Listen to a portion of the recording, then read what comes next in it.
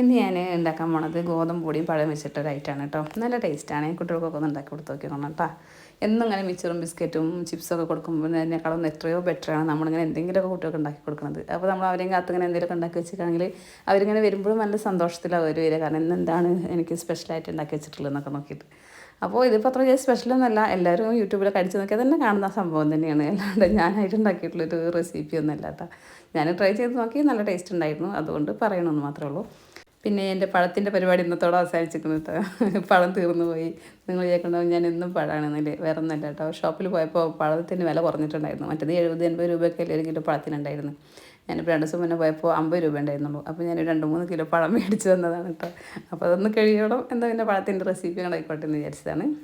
നിങ്ങൾക്ക് എൻ്റെ വീഡിയോസൊക്കെ ഇഷ്ടമാവുന്നുണ്ടെങ്കിലും ഇല്ലെങ്കിലും ഒന്ന് സബ്സ്ക്രൈബ് ചെയ്തൊരു സപ്പോർട്ട് ചെയ്യണം കേട്ടോ.